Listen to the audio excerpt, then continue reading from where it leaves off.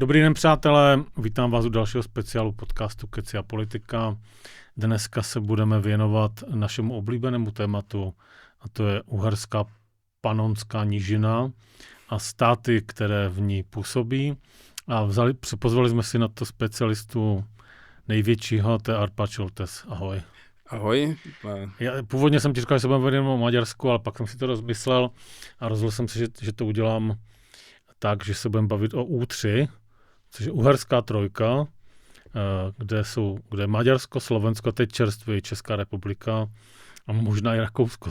Nevynechával by som úplne Rakúsko, my ho tak prehliadame veľkoryso. Ale... Možná tam bude i Rakousko. Rakúsko je podľa mňa viac rúské ako Česko a Slovensko dohromady, len je tak pekne navoňané, natreté na rúžovo, načančané. Mají tomu lepší dorty.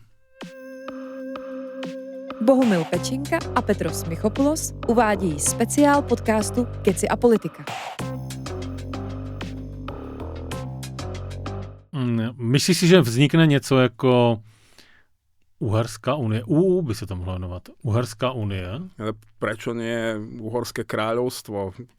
To asi by nechtěli jako ti Slováci, ne? Snad, nebo i ti Češi. To sa ich bude pýtať. Ne, teď oni furt mluví o tom Vyšegrádu, že jo, takže budou hledat nějakou náhradu. Andrej teď furt říká, že slavkovský formát, kde nejsou jako Poláci, že jo. Já nevím, co to přesně jako má odrážet, jestli jako národy, které bojovali u Slavkova. Já vím, jak to vzniklo, jo, ale jenom mi to jako, co mi to evokuje, jo. Tak možná to časem budou chtít nahradit něčím jiným, jako. Kde by se podepisoval takový nový spolek, jako co by bylo tak jako ideální jako místo? O to by sa mohla zviesť prvá vojna, ne? Že kde sa to bude podpisovať. Já bych doporučoval Moravské pole. Prečo nie vo Viedni? To by nikdo nechtěl, že protože to je hlavní město, že jo, takže vždycky se to podepisuje v nějakých tak Vyšegrád a Slavkov a prostě takový nějaký jako menší města, jako. Protože Vídeň by byla moc jako taková... Hainburg není špatný, jako. Já teda jsem pro Moravské pole, jako. Jak se to jmenuje? Kruten... Jak se to jmenuje v němčině? To má nějaký divný název, jsem zapomněl, jak se to jmenuje. Kalina nám vygooglí, jak se jmenuje ta vesnice v němčině. Fakt netuším, ale to Rakúsko by sa mohlo tváriť, že je neutrálne územie, že tam by sa mohli všetci stretnúť. I s Rusama. Uvidíme. Ja ešte stále dúfam, že pri tom, ako sa otriasa naozaj celá planéta, keď začnú ľuďom padať bomby na hlavy. Počkej, jak? No to je, ale jak se jmenuje ta vesnice Moravské pole, kde byla bitva u Moravského pole. Tam je nějaká německá Krutendorf, nebo nějak takhle nějak. Keď začnú ľuďom padať bomby na hlavy, mohli by sa spamätať. Nám ešte nepadá. Ja si myslím, že slovenský premiér Českej republiky s napätím vyčkáva, ako dopadnú veci okolo neho a bude sa tomu pragmaticky prispôsobovať. Že ti myslíš co? To, že kam sa on nakoniec rozhodne geopoliticky prilepiť, to bude naozaj závisieť od toho, ako dopadne sonduje. Orbán, ako dopadne Fico, že to Česko ešte stále má nejakú nádej, že prežije v nejakej civilizovanejšej časti toho západného sveta, ku ktorému v konečnom dôsledku patrí. Naozaj... Dirnkrut, tak ne Krutendorf, ale Dirnkrut. Teď se blbě vyslovuje, tak se to nemohlo jmenovat. Tá hranica Svätej ríše rímskej bola naozaj niekde na rieke Morave v tomto zmysle. Takže Andrej teď sonduje a zjišťuje, objíždí celou Evropu a měří náladu teďka, podle mě. Oplatí sa možno pripomenúť, lebo to asi v Česku ľudia až tak veľmi nesledovali, že Robert Fico sa najprv vybral za Donaldom Trumpom, ktorý ho prijal v Redneck Versailles v Mar-a-Lago namiesto Bieleho domu, čo Fico sa to snažil prezentovať, že to je obrovská podsta, že ho príjme americký. To je väčší podsta než Bilý dům. Že vo vlastnej obývačke, čo to je úplná blbosť, to je také, že vieš čo, ja už som na víkende a hrám golf, ale tak zastav sa na kávu, debil. A tam mu Donald Trump povedal niečo, čo ho tak vyľakalo, že potom, čo dobehol domov, si ani nestihol prezliesť tie presraté spotky a utekal do Elizejského paláca sa rýchlo dohodnúť s Macronom. Čo je veľmi vtipné, že to... on tam šiel rokovať o jadrovke s Westinghouseom, ale už odtedy sa rozprával s Francúzmi o novej jadrovke. Čiže niečomu tam ten Donald Trump povedal, čo ho úplne vydesilo. Ale tady tá historka, která nakonec vybublala prostě, protože on to někomu pravděpodobně vykecal na Evropské radě, že jo, nebo se tam někde jako breče, jo. Že viacerým naraz, čiže šíri sa tá informácia. Ale všichni to popírají, nebo on to popřel, Trump to popřel, nebo mluvčí, ale víme zhruba aspoň, čeho sa to týkalo. Môžeme to predložiť ako hypotetickú fiktívnu scénku, že ako si to predstavujeme. Tak to chci, tvoje hypotetická scénka. Okay, tak povedaj. Lebo tým, že nikto to nemá úplne z prvej ruky, alebo kto to má, o tom nechce otvorene hovoriť, tak to máme ako hypotézu, že čo mu tak asi mohol Donald Trump povedať. Takže mu tak vysvetlil, že my sme sa už dohodli s Vladimírom, že Viktor bude fungovať v ruskej sfére vplyvu a že to bude všetko v poriadku, takto sme si to rozdelili. A on sa tak s nádejou v hlase opýtal, že Daddy Trump a to Slovensko? A on povedal, aké Slovensko? To bolo stále Maďarsko, to bude Maďarsko. Takže až takhle. Jako. A vtedy teda on pochopil, že keď bude Slovensko-Maďarsko, on ale asi nebude, že premiér Felvidejku, lebo na čo by tam komu taký nejaký človek bol. A teda rýchlo utekal za Emanuelom do Paríža sa trošku aj poplaziť a posypať si popol na hlavu a že on to teda úplne takto nemyslel a že by možno bolo dobre, keby tam nejaké Slovensko zostalo. Nevieme presne, ako to prebehlo a na čom sa dohodli a čomu ten Macron sľúbil, že ako hovoríte vy, Česi, slibem nezarmoutíš, že sľúbiť mu mohol čokoľvek. Tam Macron je specialista na sľuby.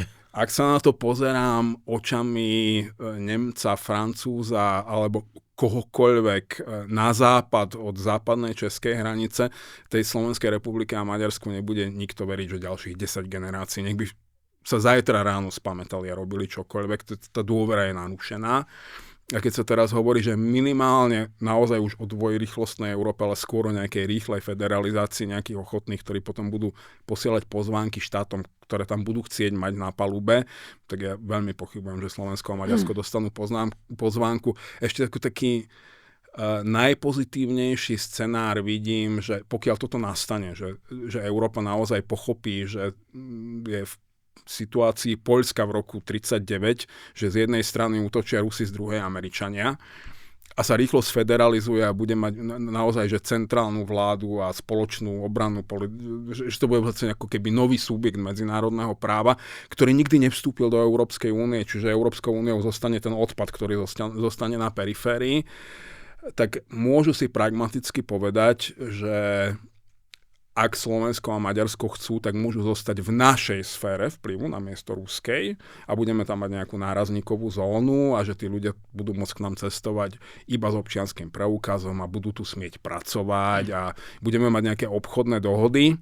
Toto sa ešte podľa mňa dá dosiahnuť, ale to, že tieto dve krajiny zostanú integrálnou súčasťou nejakej Európskej federácie, ale že teda budú mať šancu sa ňou stať, to o tom vážně pochybujem. No k té V6, nebo jak se bude tomu říkat, nebo jak tomu říkají tomu jádru, které teď vzniká kolem Německa a Francie, k tomu se ještě dostanu, ale když se díváš na ty vazby, teď pomineme tady tu historku s tím Donaldem, jo. Když se díváš na ty vazby mezi Maďarama, Slovákama a kolem tančícím Andrejem Babišem, který zjevně i on prošel nějakým probuzením po nějakých prvních vzkazech po volbách z Washingtonu, kdy velmi rychle pochopil, že některé věci, které si myslel, že bude moc dělat, tak dělat nebude, že jo? Ať už se to týkalo muniční iniciativy nebo nákupu F-35, tak pak začal dělat vlastně to samé, co ten Fico, že začal jako objíždět tu Evropu a Macron a on teda je hodně fixovaný na ty ženy, takže on jako hodně má v oblibě italskou premiérku Meloni. A taky si myslím, že to tak jako otestoval svoji váhu a svoji kategorii na to, že asi není ještě připravený, aby rovnocenně hrál nějakou partii s Francií a s Německem. Do Německa se pořád ještě bojí, ale na výzvědy jel do Bavorska a do Berlína se ještě neodvážil. Tak si vybral tu Itálii jako takovou, jakože tu nejmenší z těch velkých zemí. Ještě ji řídí žena, ještě má pocit, že to je jeho kamarádka a myslí si, že se prostřednictvím jako Itálie dostane do nějakého klubu nebo zjistí, jako jak to vlastně je. A soustředil se na ty ekonomické témata, těm velkým politickým tématům se zatím vyhýbá. Jo? Každou příležitost, kterou má při těch evropských nějakých setkáních, tak mluví o ETS 1 a o té energetické koncepci a o těchto věcech. Maximálně o nějaké reformě a zjednodušení fungování jako Evropské unie, ale do nějakých témat typu, co bude s Amerikou, Grónsko, Rusko, Ukrajina, do toho se jako moc nepouští, protože podle mě vůbec ještě nemá jako nacítěnou tu náladu v té unii. Co v takové situaci, kdy, dobře, nevíme, co řekl Donald Ficovi, ale zjevně něco se jako stalo, jo? Je jedno co, ale něco se stalo. To samé se stalo, něco velmi podobného se stalo Andrejovi a ještě ho to čeká. A mezi tím je maďarský grof, který se tváří, že se jako nechumelí, jo. Chumeli. 12. apríla sa jasně, a to je jako dovnitř, že jo. A pořád se jako tváří, že on vede nějakou skupinu 3, jo, to znamená Maďar a 2 Slováci, kterou on bude nějak jako manažovat. Robert Fico proti tomu se nikdy jako nevymezil. Andrej už několikrát řekl, že on do žádného spolku jako nepatří, ale pak se s nima nechá fotit, že jo, na summitu. Jak by Viktor Orbán, a teď neřešme volby, jo, protože ty můžou dopadnout jakkoliv. Jak by Viktor Orbán takovejhle spolek jako manažoval a kam by ho manažoval a jaké jsou v něm jako jeho zájmy? Protože na Slovensku já třeba ty zájmy jako umím vidět, ale v Čechách je jako neumím vidět, jo, až tak moc. Jako. Jaký si myslíš, že vůči Slovákům a nám, případně Rakušanům, jaký jsou jako Viktorovy plány, jako, když mluvíme o Uherské unii? Jako? No, tak Viktor je celkom dobrý stratég. Tomu treba uznať. To bez zesporu, vždycky jsem to říkal. On číta šachovnicu. Má plán. On veľmi dobre číta šachovnicu, kompletne celú, okrem jednej veci na tej šachovnici, a to je jeho vlastné postavenie na nej. On si fakt myslí, že je dáma. V skutočnosti je pešiak. Myslíš, že si myslí, že je dáma? On si naozaj myslí, že on môže, alebo myslel si to ešte donedávna, že on môže byť rovnocenným partnerom Putina, Trumpa a týchto ľudí. A aj mu do nejakej miery rozumiem, lebo však tí Američania MAGA ho naozaj oslavovali ako... Je pravda, že jsem teď slyšel rozhovor s bývalým velvyslancem v Budapešti a ten tam popisoval ne Viktora Orbána, ale to obecné nastavení těch Maďarů, jakože zbytkového státu po tisícileté říši a že oni v sobě mají opravdu pocit, že oni hrajou ligu jako Francie a Británie a Německo. Áno. Jo. A treba ešte, jasné, to sú veci, ktoré na Slovensku človek až tak veľmi nemusí vysvetľovať. Tu máme české publikum, ktoré to až tak nevníma. Dobre, poďme trošku viac zo široka. Základný životný pocit každého Maďara, nech by bol akúkoľvek liberálny, prozápadný, prodemokratický, a on je zrozumiteľný, je, že štáty ako Slovenská republika existujú na úkor Maďarska. A to je historický fakt, to tak naozaj je. Tak na mapě to tak funguje. Rozdiel je v tom, že ten liberálny prodemokratický Maďar, ktorý tvorí veľmi zanedbateľnú menšinu populácie v Maďarsku, chápe, že toto je nejaký historický fakt, s ktorým sa treba vyrovnať, že dnes sú veci niekde úplne inde. Je to strúb. To Maďarsko je v takom formáte, v akom je, a s tým treba ďalej pracovať. A tí ostatní snívajú o tom, že nemuseli by tie štáty na úkor Maďarska existovať. Minimálne nie na svojom súčasnom pôdorise. A to sa netýka nám Slovenska. Tam je aj Rumunsko, aj Srbsko, Ukrajina, kde dokonca sú neúplne overené informácie o tom, že tá maďarská armáda bola pripravená na to, že keby Putin naozaj úspel v Kieve za 3 dní, ako to plánoval, a to nebolo nerealistické očakávanie, tá predstava operácie bola ako Československo v 68. Nabehneme do Kieva, zlikvidujeme aktuálnu vládu, dosadíme si svoju bábkovú a život ide ďalej, že Maďari naozaj boli pripravení zachraňovať Maďarov na zakarpatskej Ukrajine. Čiže mali oni takéto nápady a toto je naozaj svätý grál politiky. Keby sa niekomu podarilo obnoviť to Uhorsko aspoň v časti pôvodných hraníc, tak sa fakt môže nechať korunovať a bude v panteóne vedľa svätého Štefana. Ako obnoviteľ ríše. Oni ani nemajú výraz pre Uhorsko, to je taký náš termín, pre nich je to proste Maďarsko. A toto je nejaké že oklieštené, nedôstojné Maďarsko, s ktorým sa im veľmi ťažko žije. Toto je emocionálna záležitosť, ktorá je tam veľmi silne prítomná, samozrejme u každého človeka v inej miere, ale ono to tam je. To, čomu my říkáme Uhersko, oni majú proste jenom Maďar. Áno, pre nich je to len Magyarország, oni nepoznajú iný pojem. Aha. To som nevedel. To je náš termín Uhorsko, ktorým označujeme nejaký útvar, ktorý zahrňal aj, ktorý bol na inom pôdorise a zahrňal ostatné etnika. Pre nich je to vždy Maďarsko. Oni nepoznajú iný pojem. A áno, toto je nakodované v jazyku, že to bolo naše a stále by to vlastne malo byť naše, že to bola veľká krivda, že im to v tom Trianone zobrali. Takže poďme k tej šachovnici. Takže jak vidí Orbán on veľmi skoro identifikoval problémy, ktoré bude mať Európa, ktoré bude mať demokracia ako taká. Veď on ich aj pomáhal ako keby, že katalizovať, akcelerovať, aby tá Európa rýchlejšie vyhnívala. Jeho predstava bola taká, že až sa to celé zrúti ako domček z kariet, tak on tu vybuduje nejakú takú stredoeurópsku ríšu, že nemusí to byť ako keby, že úplne, že jeden kompaktný štát, ale nejakú inú novú úniu, kde by mohli byť Maďari, Slováci, Česi, možno Poliaci. Neliberálni. Áno, kto vie, či nie aj Rakúšania výhľadovo, lebo oni tam majú tiež svoje problémy, že oni sa s tým nacizmom naozaj nikdy nepotrebovali vyrovnávať, lebo u nich je stále vyhrali válku predsa. A u nich je to stále akože salon fejch byť nacista, len o tom netreba hovoriť náhlas.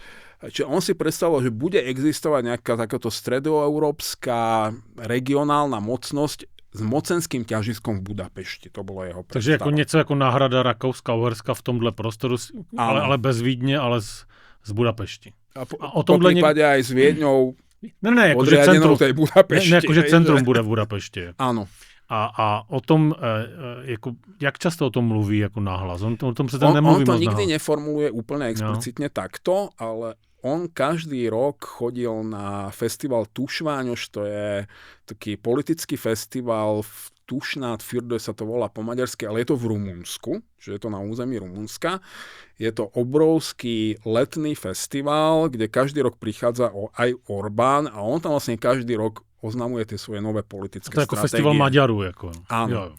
Tam bolo veľmi bizarné, to bolo 2 alebo 3 roky dozadu, keď on tam mal taký 2-hodinový monológ a otváral ho tým, že rumunské ministerstvo zahraničných vecí ma vyzvalo, aby som láskavo že rešpektoval územnú integritu Rumunska a aby som nehovoril o rumunskom území ako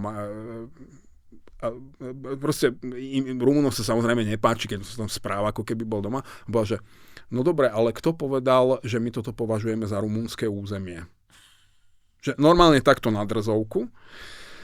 A on tam oznamuje každý rok tie svoje politické stratégie a vysvetľuje. On najprv robí diagnostiku, že v akom stave je svet, kam smeruje a tam s ním nedokážeš mu oponovať skoro v ničom. Naozaj on veľmi presne diagnostikuje to, čo sa deje okolo neho a kam to smeruje. A potom prichádza so svojimi riešeniami, z ktorých sa ti dvíha žalúdok. Takže to tam třeba říká? Ako? On tam hovoril práve tieto veci, že Európska únia sa rozsype a my tu budeme potrebovať ako s novým hodnotovým systémom sa nejak silné národné štáty. Vlastne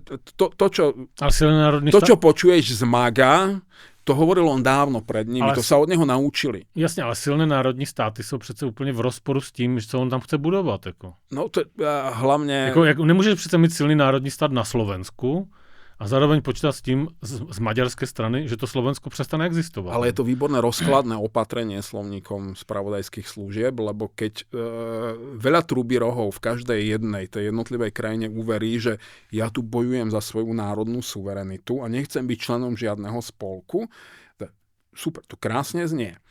Zoberme si Česko, lebo aj Andrej Babiš tu blúznil o nejakej suverenite. On, Tomio Okamura, všichni. Počúval som nejakého českého, tuším z ODS, ktorý o tomto blúznil, a teraz si nespomeniem na meno, lebo naozaj ešte tú českú scénu nemám, tak nechcem niekomu ukriúdiť a povedať nesprávne meno. Mám nejaké v hlave, ale radšej ho nevyslovím nahlas. Ktorý blúznil presne o tom, že Česko a my nie sme nikomu nič dlžní a suverenita. A si hovorím, že OK, česká suverenita, fajn. Národnú suverenitu si musíme obhájiť svojou ekonomickou a vojenskou silou. Veľa šťastia Česká republika. Nehovoríme o Slovenskej republike. Keď takto tú Európu rozkúskuješ na národné štáty, no tak Nemci, Francúzi, dajme tomu, že Taliani sú ešte také štáty, že aj sa zapotíš, kým ich zhltneš. Ale tieto malé blbosti typu Česko, Slovensko, Maďarsko, to sú jednohúbky. To nemá armádu, ktorá... Maďarská armáda je vtip, slovenská armáda je zlý vtip, česká armáda je možno dobrý vtip, ale to nemá šancu si uchrániť nejakú svoju suverenitu inak ako v nejakých blokoch. V kolektívnym obrane. Že? Čiže Orbán s týmto prichádza, a on tam to bola taká jeho hláška, ktorá veľmi podráždila všetkých, že štáty majú hranice, nie národy. Tam on úplne jasne signalizuje, že o čomu ide. A naposledy, keď tam rozprával, tak to bolo zaujímavé, lebo to mohla byť aj funkčná stratégia a aj veľa to vysvetľuje o tom, že prečo to Maďarsko je mentálne tam, kde je dnes, tak ako bol ten kádarovský gulášový socializmus, že Maďar mal plný žalúdok, bolo tam povolené nejaké drobné živnostenské podnikanie, mohli oveľa voľnejšie cestovať, ako najveselší barák v Ostbloku. A oni s tým urobili kompromis, že oni sa naučili, že so zlom môžeme žiť v kompromise, takže doma si môžem rozprávať, čo chcem. Aj v krčme s kamarátmi. Kádar to povedal normálne v prejave v televízii, že mne je jedno, či pôjde maďarský robotník v nedeľu do kostola alebo na futbal, keď v pondelok ráno pôjde do roboty a urobí si svoju prácu. Tak nechceli tam tie ruské tanky po druhý, že jo? Čiže oni sa naučili, že som nažratý, mám plné brucho, mám strechu nad hlavou, môžem, tam politický humor tam bol úplne famózny, normálne, že vo verejnoprávnej televízii komunistickej Hofi Géza robil taký politický humor, za ktorý by ho nás v Československu by ho zatvorili na 20 rokov, ani by nepípol, že okamžite by ho vytiahli zo štúdia za uši. Formula 1, koncerty. Čiže a toto vysvetľoval Orbán, že v Maďarsku to urobíme tak, že môj dom, môj hrad, doma si môžeš robiť, čo chceš. Keď si teplý, kľudne si spávaj so svojím partnerom, žite si tam spolu, rozprávajte si, robte si, čo chcete, na ulici budeš držať lajnu a všetci sa budete mať dobre, že budete mať čo jesť. O to sa postaráme. Čiže ono normálne Maďarov namiesto toho gulášového socializmu sľuboval nejaký gulášový fašizmus. Pod jeho vládou. Pod jeho vládou. A krásne mu to fungovalo. On ho vlastne roky budoval, ten gulášový fašizmus. No len sa mu úplne vyklbila ekonomika v prvom rade, lebo stejně jako tomu Kadárovi s tím Husákem. To je jako... To nefunguje nikdy na viečný časy, že jo? U Orbána je to tým zábavnejšie, že sa mu to tak vyklbilo, lebo oni už nevedeli, že koľko smú ukradnúť tak, aby ten štát ešte vôbec mohol fungovať. Jak moc mu pustiť žilou. Mhm. To je, vieš, keď zoberieš sliepku, ktorá ti znáša zlaté vajce a urobíš si z nej v nedeľu slepačí vývar, tak ako on ti asi chutí, ale v pondelok už zlaté vajcia nebudú. No dobře, jakou roli v tom hrajou teda Slováci a Češi? A proč, když pomineme ty poslední události, proč tak dlouho jako oba dva tak silně gravitovali k tomu Orbánovi. Ať už Fico, nebo Andrej Babiš. No, Když z toho vytáhnu to, že jsou oba dva Slováci, protože to jako není ten sjednocující. To podľa mňa nehrá to nehrá tú roli. Tam je niekoľko faktorov podľa mňa. Poprvé to, čo spája ľudí, ako je Fico, Orbán, Babiš, je v prvom rade obrovská túžba po slobode. Je to kontraintuitívne. Není, ja to chápu. Ani jeden z nich nechce skončiť v base. To znamená, že sa musia udržať pri vláde do konca svojich dní. Jasne, ale v tom im Viktor Orbán nejak nepomôže přece. Ale on im ukazuje model, ako sa to robí. Jo, takhle. Keď nechceš každé 4 roky odovzdávanie moci, a to veď Robert Fico to hovoril normálne, že nahlas, keď sa vrátil z Číny, 4 roky sú málo. Že za 4 roky sa to nedá, že pozrite sa na Čínu, takto sa to robí správne. 10 let. On vyslovene povedal, že Čína a Vietnam sú politické modely, ktoré fungujú a to je náš cieľ. Že ak tomuto niekto na Slovensku nerozumie a si myslí, že to je sranda, tak si zaslúži žiť v diktatúre, lebo je tak tupý, že... Tak je to husákovský komunista, stejně jako Andrej Babiš, na rozdíl teda od Viktora Orbána, kteří vlastně vidí, že kdyby je nesvrhli ty události v roce 89, tak přirozeným vývojem by dospěli tam, kde je dneska Vietnam, že jo? To napísal niekto múdrejší ako ja, myslím, že to bol Marian Leško pred 15 alebo 20 rokmi v komentári, že Roberta Fica môže šľak trafiť, že je demokraticky zvoleným predsedom vlády Slovenskej republiky a nie je prvý tajomník UVKSČ. No jasne, no. To bol jeho sen o politickej kariére. Nie, že on bude musieť každé 4 roky liesť do ryti z prostému plebsu, aby ho znova zvolil. To on berie ako veľké poníženie. Myslím, že niečo podobného má aj v sobě hluboko i Andrej Babiš. To si myslím, že to má aj Babiš. Stejné elity, plus minus stejná generace té vychovávané elity za Husáka, že jo, kteří si je připravovali na nějaké funkce.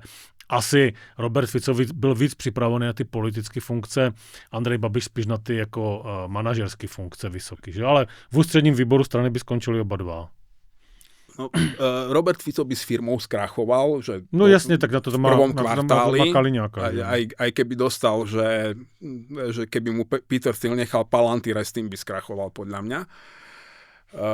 Andrej Babiš zase vie riadiť firmu, ale nevyhnutne skrachuje so štátom, pretože štát sa nedá riadiť ako firma a to on nikdy nepochopí. To je problém všetkých týchto ľudí z biznisu, že oni si myslia, že by vedeli riadiť štát, lebo vedia riadiť firmu a nechápu, že to sú úplne iné športy na úplne inom ihrisku. Že to je, že že Zlatý môže ty vieš výborne hrať hokej, to neznamená, že keď nastúpiš do klietky MMA, že ťa odtiaľ nevynesú v plachte. Poďme k té Unii, to znamená... No ale takto, že čo ich na tom Orbánovi, no oni ho veľmi dlho obdivovali a mu závideli, pretože to tomu Orbánovi fungovalo jo. A oni uverili, že by to mohli urobiť ako Orbán tiež, ale teraz, keď sa to Orbánovi sype pod riťou... A sype sa to? Sype sa to. A jak sa to sype? No ak Orbán pripustí slobodné voľby, takže slobodné a férové voľby neboli v Maďarsku veľmi dlho. No jasne. Ale slobodné boli vždy. Ale férové už dlouho nejsou. Aj keď budú úplne neférové, tak aj neférovejšie ako doteraz, ale budú slobodné, Orbán ich prehrá. Ty seš istý, že prohraje ty voľby v dubnu? Ak budú a nesfalšujú volebný výsledok na tvrdo, to zatím nevypadá, tak to Orbán prehrá skoro určite. I přesto, že má tolik těch jednomandátových obvodů a má úplně ohnutý ten volební systém. Ten Peter Maďar ho valcuje šialeným spôsobom. Teraz úplne niečo iné je, že čo znamená Peter Maďar pre budúcnosť Maďarska. On je asi... On je asi taký dôveryhodný ako Peter Pellegrini na Slovensku. On z toho Fidesu vyrástol. Jeho manželka, ktorú fyzicky a psychicky týral, bola Orbánová ministerka spravodlivosti, ktorá musela odstúpiť po tom, čo s prezidentkou spolu signovala milosť pre právoplatne odsúdeného pedofila a sa to prevalilo. Ona sa s ním rozviedla a to je proste frustrovaný mladý barón a on ešte aj z takej rodiny, ktorá už aj za komunizmu bola, že prominentná a vždy boli, že prominentní právnici a boli niekde okrajovo v politike.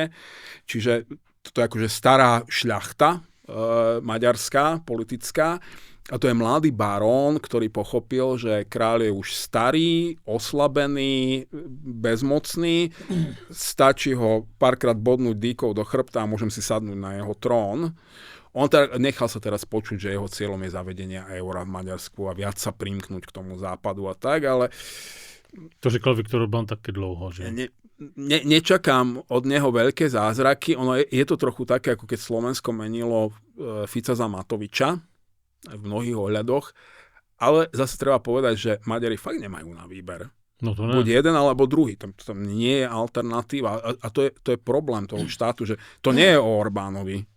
To je o tých ľuďoch, ktorí v tom Maďarsku žijú a nie sú schopní iným spôsobom voliť. Oni už ani nepoznajú inú alternatívu ako toto, že podľa mňa to je naozaj odpísaný štát a niečo veľmi podobné vidím aj na Slovensku. Dobře, tak ale tak ty věříš něčemu, čemu já nevěřím. Já si myslím, že Viktor to nějak udělá a vyhraje. Ale dejme tomu, že prohraje. Tak změní se tady ta gravitace. Co to změní na té šachovnici toho uherského spolku? Jako? No takto. Že Peter Maďar... Ak Viktor tie voľby prehrá, bude závisieť od toho, že či ho stihnú evakuovať do Moskvy alebo do Washingtonu. Myslíš, že to bude až takhle? Jako? Hovorí sa o tom, že je tam plán, ako on by do tej Moskvy nerad, ale že je tam plán B alebo plán C, že naozaj že extrakcia do Washingtonu, kde ho potom podľa mňa oholia o všetky jeho miliardy a potom ho hodia vlkom, lebo to je Trump, hej. Dobře, ale ve Washingtonu je to na 3 roky jenom, jako. Tak. Ani na 3 mesiace. Oni ho to je ako keď... Ne, počkej. Ty mluvíš, ľudia utekajú do Emirátov, vieš, ty mluvíš o tom, že Viktor Orbán prohraje volby a uteče. Ale já mluvím o tom, a proč by musel utíkat? Jako, je tam chuť lebo nechce vysieť z kandelábra. Ja viem, a je tam... Kto? Tí ľudia, ktorí ho predtým volili. Oni sú už naštvaní. A Maďari sú v tomto fakt ako a trochu iní. Naštvaní? No, lebo už sú hladní, už nemajú tie plné brucha. On porušil základnú spoločenskú dohodu, že budeš mať plné brucho, doma si môžeš robiť, čo chceš, a inak budeš držať hubu a krok. No a už im škorka v žalúdkoch. Až takhle, jo. No, Maďarsko je na tom fakt zle. Tam je to... A teraz je ten obrovský škandál so Samsungom, s baterkárňou. To je teraz taká veľká aféra, kde aj keď to je v podstate úplne iná plechovka červíkov, to je to, že ako sa správajú korejské firmy v Európe, pokiaľ ich necháš, že tam v podstate trávili tých ľudí ťažkými kovmi, že mnohostonásobnými dávkami vo vzduchu, lebo mali na hovno vzduchotechniku a tým, že ich prikrýval maďarský štát, tak to nejak neriešili. Teraz sa to prevalilo. A podobných kauz tam bude vybuchovať veľa. Plus majú aj oni už teraz ako keby tu svoju, čo bola na Slovensku čistý deň, keď tam zneužívali tie dievčatá v Resoci, neplnoleté a zjavne s politickým krytím. Podobná aféra je aj v Maďarsku, že každá krajina má svojich Epsteinov. Evidentne. Čiže je tam už aj veľa takých káuz, na ktoré už ľudia reagujú citlivo, plus ekonomika je tam fakt úplne v háji. Toto hrozí aj na Slovensku. Teraz som sa rozprával s človekom, toto je špecificky Slovensko, ktorý nechcem odkrývať zdroje, ale to človek, ktorý v jednom z priemyselne najvyspelejších krajov Slovenska zabezpečuje nejaké vysoko sofistikované služby vlastne pre všetky zahraničné firmy, ktoré tam operujú. A hovoril mi, že to nie je, že jeden alebo dva náznaky toho, že by mohli exitovať zo Slovenska, že bez výnimky všetci robia všetky kroky, ktoré robíš, keď chceš exitovať z krajiny s čo najmenšími stratami. Proč? No lebo neveria tomu, že na tom Slovensku sa bude dať ďalej fungovať. Okay. Dobre, vrátim sa... A neveria tomu do tej miery, že on hovoril, že naozaj, že ceruzku musíš dostrúhať až nakýpeť v tej firme, že neexistuje, že kúpime do kancelárie novú stoličku, že nič, ani cent, že už iba vydojiť, čo je tam, vyžmýkať do sucha a potom to nechať a odísť. Když se vrátím k Petru Maďarovi, to znamená, dobře, vyhraje Viktor Orbán. Co to bude znamenat pro Slováky a Čechy, nebo pro Fica a Babiše? Jako? Když ztratí tenhle gravitační bod, o kterém teda Andrej Babiš tvrdí, že žádný není, jo, ale my vidíme dlouhodobě, že on se tím inspiruje, podporoval Viktora Orbána před volbama, uvidíme, jestli ho podpoří teď. má Tinde Barta jako hlavní poradkyni, která je přímo z toho Orbánovského jako hnízda, že jo. To znamená, co se stane, když zmizí v tom východostředoevropském prostoru tak silná figura, jako je Viktor Orbán, a teď jako neřešme, jestli je střelec nebo dáma, ale zmizí. Jo, prostě nebude premiér. Bude doma v Maďarsku, něco se prostě stane. Pro nás je jedno, co bude s Viktorem Orbánem, ale už nebude premiér. Tudíž Přijde o moc. Tak, přijde o moc, vyhraje Petr Maďar s nějakou tou šílenou obrovskou koalicí všichni ze všema a začnou nějak jako vládnout, jo. Tak neobsadí ten stát ze dne na den celý, že jo. Jako takhle se to neděje, že jo. Takže co se bude dít, co to bude znamenat pro Čechy a pro Slováky? Jak se změní ten prostor tady najednou? Jako? Jedna vec, že Viktor Orbán vlastne nastavil ten systém tak, že keď ho obsadí ktokoľvek iný, kto sa nebude štítiť autokratických spôsobov, tak vďaka tým mechanizmom, ktoré Orbán nastavil, môže úplne rovnako prevzať kontrolu nad štátom. A myslíš, že tohle je cílem? Ja si nemyslím, že Maďar sa bude snažiť vládnuť že demokratickejšími metódami. Jakože udělá reformy že vrátí ty reformy před jako Orbána. Nebude ich vrácať, budú menej kradnúť, dajú ľuďom viac napapať, bude sa správať korektnejšie k európskym partnerom, aby ho zase akceptovali, aby zase pustili peňazovod z Bruselu. Všetci sa nadýchnú a aj v tom Berlíne a Paríži si pragmaticky povedia, že kašľame na to, či on teraz že bude robiť nejaké že super prodemokratické reformy, kým bude podporovať Ukrajinu, odstrihne Rusov, vykope odtiaľ, ja neviem, aj by tú ruskú KGB banku, ktorá im tam operuje a podobné veci. Číňanov, že postaví sa za európske bezpečnostné záujmy a nebude tak bezúzdne kradnúť ako Orbán, tak ho budeme tolerovať. Přestane otravovat ty státy vedle. Áno, tak ho budeme tolerovať. To Petr Maďar může udělat? Může. Může přestat vést tu velkomaďarskou rétoriku, aniž by se sám jako doma poškodil? Není to tak, že to vyžadují vlastně všichni ti Maďaři? Jako? Ono je to... Žalúdok je na prvom mieste. Čiže keď ich trošku nakrmí a bude trošku menej kradnúť, ale teda keď bude významne menej kradnúť, lebo tam treba významne menej kradnúť na to, aby to bolo cítiť, tak a samozrejme, že nekradnúť nestačí, to vieme, hej, že tam niektoré veci bude treba zreformovať, ale skôr v tej ekonomike.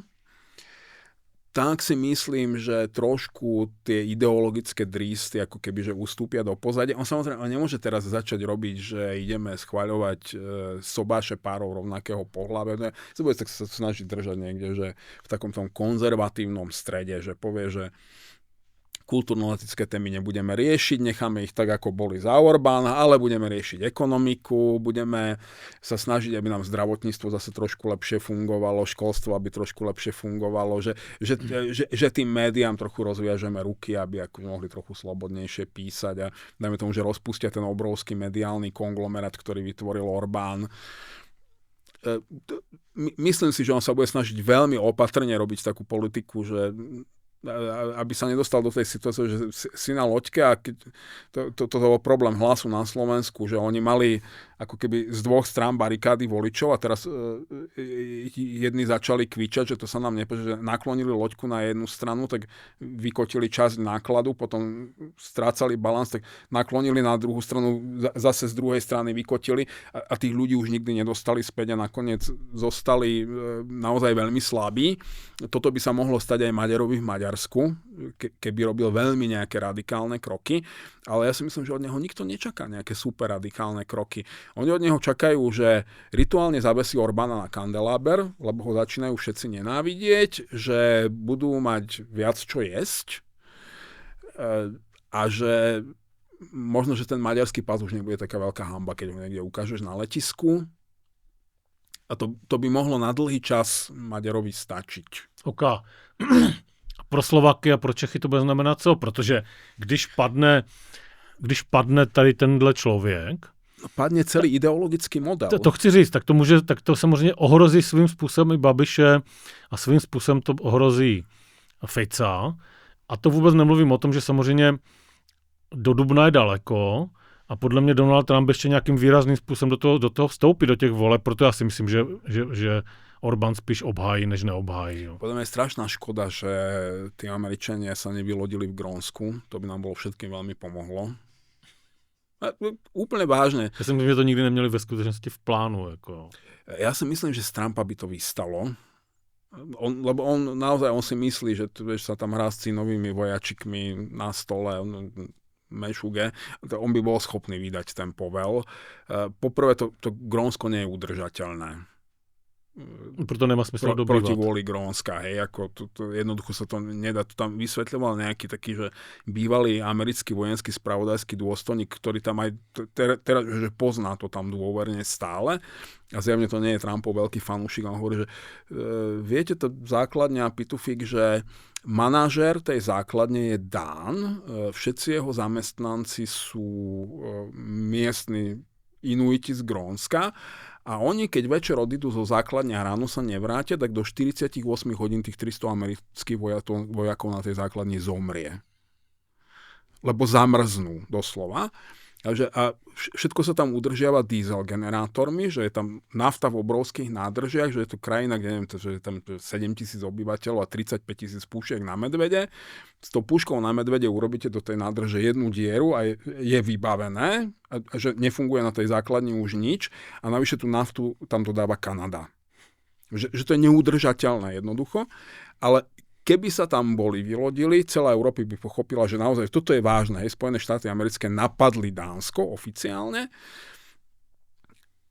Pre nás s minimálnymi stratami, ale všetci by pochopili, že naozaj tie Spojené štáty predstavujú úplne rovnakú hrozbu pre nás ako Rusko, ako Čína, ako ktokoľvek. No ale to sa nestalo, protože ta Amerika je silnější než Trump, že jo? Jako. Ještě pořád. Ja si nemyslím si, že Trump je úplne ešte dôležitý v tomto okamihu, lebo Trump preto môže byť tak neuveriteľne tupý, lebo kladivo, ktorým búra, že nejaký systém má byť tupé. To nie je chirurgický nástroj, hej, ty robíš devastáciu. Zaujímavé to bude po Trumpovi, lebo naozaj, veď Trump, keď sa pozrieme na to, v akom je stave, aj fyzicky, aj psychicky, keby sme sa zajtra ráno sa zobudíme na to, že Donald Trump pokojne zomrel v spánku v Bielom dome. Tak nás to neprekvapí. Nikoho to neprekvapí, nikto sa nad tým nezamyslí, ani konšpiračné teórie okolo toho nevzniknú a potom sa začne zábava, alebo potom sa začne, že Game of Thrones. Medzi Miller, J.D. Vance. Áno. Ja si ich pracovne volám, že technofašisti a kresťanacisti, lebo tam sú naozaj tie dve krídla sú výrazné, tí feudáli, ktorí chcú technofirmy vládnuť planéte a potom títo úplne šialení evanielikáli, ktorí tam chcú nejakú teokraciu a boží štát. No, ten zápas medzi nimi bude veľká zábava. Ale je úplne jasné, že Spojené štáty americké už nebudú nikdy tým, čím boli. Že ten minulý rok bol naozaj transformačný. Aj keby sa vrátili, že do roku, ja neviem, že 2024, povedzme, 100 rokov im nikto nebude dôverovať. To je vec dôvery, to sa vyparilo, to zmizlo, to sublimovalo. To je paradigmatická zmena pre celý svet. A aj toto je podľa mňa niečo, čo ten Andrej Babiš musí vnímať. To si myslím, že vníma. Že naozaj svet okolo neho sa zmenil a on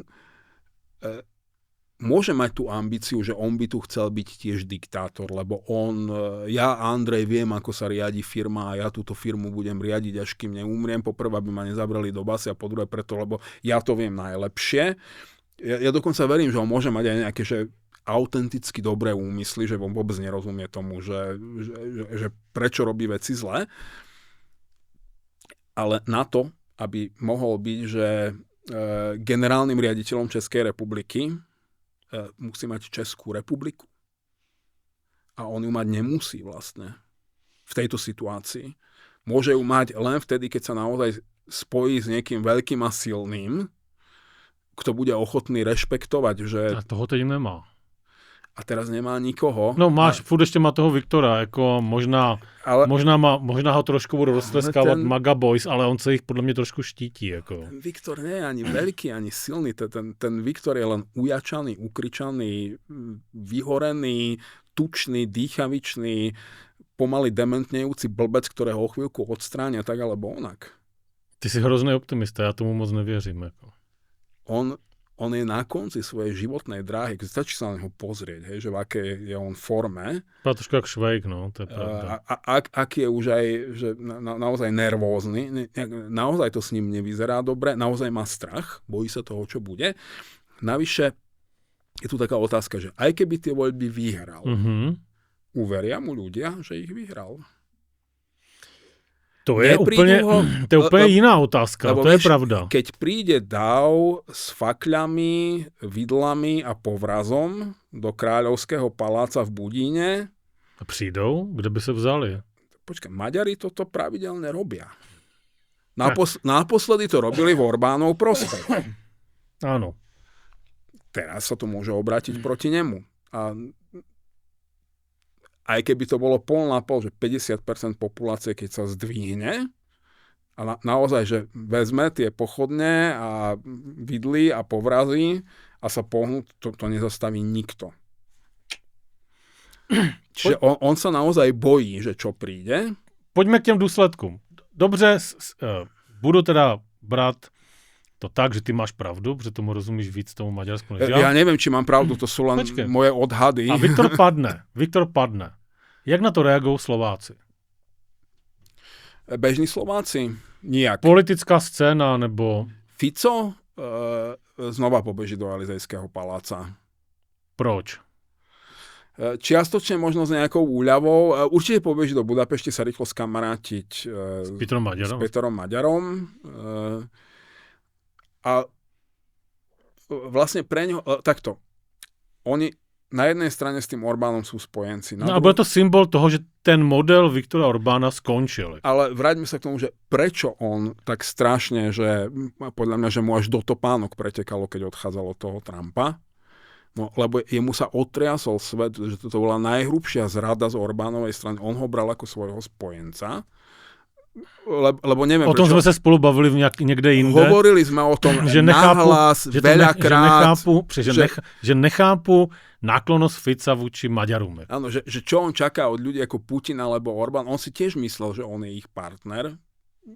Neviem, prečo si to asi má, pozrie sa do zrkadla a vidí tam veľkého silného Roba Fica, s ktorým sa všetci chcú kamarátiť, títo veľkí chlapci na ihrisku.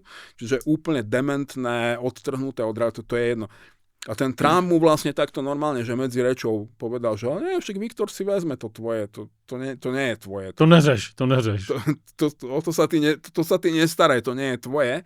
A vtedy on pochopil, že ten jeho spojenec je vlastne jeho nepriateľ. Čiže ono to môže byť tak, že keď Orbán v Maďarsku padne, tak sa Ficovi uľaví. Jemu sa reálne môže aj uľaviť, ale zároveň sa mu aj zrúti nejaký ideologický základ, na ktorom budoval. No ale jeho voličů vidí, že ten vůdcovský princip v tomhle prostoru jako najednou v jednom případě selhal. Jo. Áno, otázka je, že koľko z tohto vníma, že bežný volič. To nevím, ja ty Slováky tak dobře neznám, že? Lebo poprvé Slovák sa ani nevie predstaviť taký scenár, že Orbán si môže povedať, lebo to je jeden zo scenárov, ktoré on nie je zvlášť pravdepodobný. Len som o tom hovoril s maďarskými kolegami a dúfal som, že mi povedia, že som magor a že mám sklapnúť, že nerozprávať už úplne z prostosti. Ale jedna z možností, ako zabrániť voľbám, je, že byť vo vojnovom stave. To si říkal ty jim, nebo oni to? To som hovoril ja. A že napríklad, že keď vieme, že maďarská armáda je vtip a slovenská armáda je zlý vtip, že keby tá maďarská armáda prekročila Dunaj a povedala by, že ideme si zobrať juh Slovenska, tak slovenská armáda tomu nemá ako zabrániť. Fyzicky nemá ako tomu zabrániť. Nie je bojaschopná v podstate. A kto príde tomu Slovensku na pomoc v tomto okamihu? Nikto, ale vôbec nikto. Maximálne si môžu Poliaci povedať, že aha, no tak my by sme si možno zobrali celé Tatry a tam tie kúsky nejaké Orava a tak, čo sme vždy aj chceli a považujeme historicky za naše. Spíš. Ale povedal, že no, že toto je jeden zo scenárov, nad ktorými aj my uvažujeme, ale naozaj nie je akože na prvom, druhom ani 5. mieste v poradí, že skôr sa oni obávajú nejaká false flag operácia, že akože Ukrajinci zaútočili na Maďarsko alebo niečo na tento spôsob, bolo také, že uveriteľnejšie a lacnejšie. Akože třeba nejaké kvazi ukrajinské drony, nebo drony s ukrajinskými vlajkama zaútočí na ropovod, plynovod nebo na nejaké zásoby. Aj na nejaké mesto. Ako ja si myslím, že Orbán by sa rozpakoval pozabíjať pár svojich spoluobčanov. A to on vyhlási výjimečný stav a zruší voľby. Čiže ja naozaj neviem, že či Orbán príde o moc 12. apríla a v Maďarsku sú ľudia naozaj veľmi vystrašení. Sa boja Jakože i ti, co sú proti Orbánovi, tak sa bojí toho, že Orbán niečo udelá. Že čoho je schopný, aby sa udržal. Fakt z toho majú veľký strach a veľké obavy. Uvidíme. Ja si myslím, že dobre, Orbán je Fico, lebo Fico nakoniec vždy pustí do gaťa a neurobi to, čo urobiť treba. Lebo ja hovorím, že politikov treba hodnotiť ako keby v rámci ich videnia sveta, že ich paradigmy a vtedy im naozaj rozumieš. A to som hovoril už pred poslednými slovenskými voľbami, že Fico to musí na rozdiel od Orbána urobiť rýchlo a špinavo a môže dosiahnuť to isté, čo Orbán, ale musí to stihnúť v prvom roku vlády. Už nemá tých 20 let, na ktorých Viktor na tom pracoval. On nemôže pomaly variť žabu a teraz mu to na hanbu sveta ukazuje Donald Trump, že ty nemusíš pomaly variť žabu, keď ju hodíš do rozžeravenej fritézy, ona skápe okamžite. Přesne tak. Tvoj prikryješ po klici, že jo. A Fico na toto nemal odvahu, čiže on to robil tak polovičato, že robil špinavé veci, ale nerobil ich dostatočne rázne. Nikdy sa neodhodlal... Byl načichli tým československým liberalizmem. Nikdy sa neodhodlal použiť naozaj hrubé násilie, tým pádom sa tí ľudia dostatočne nezľakli a stále je tam nejaký odpor. A sú drzí. A nevie to prelomiť, nevie sa tam úplne zabetonovať. Čiže ja si myslím, že aj Fico má zrátané dni. Problematické je to, že to, čo vidíme teraz aj v preferenciách, že to, že tam nebude Fico, neznamená, že tam bude iný systém. Len tam prídu menej vyhorení, odvážnejší, mladší, ktorí to urobia tak, ako to robí Trump. Ale míň mafiáni. Ako. Viac mafiáni. V Maďarsku nebo na Slovensku? Na Slovensku. Na Slovensku. S kým my ty hranice jako máme? No dobře, tak a teď se pojďme podívat na to, co to bude znamenat pro nás jako pro Českou republiku, když Viktor Orbán vypadne z té hry. A co to bude znamenat pro Andreje Babiše. Právě jste slyšeli první část podcastu, která je volně přístupná pro všechny. Pokud ale chcete slyšet i druhou polovinu, můžete nás podpořit na keciapolitika.cz nebo přímo na platformě forendors.cz.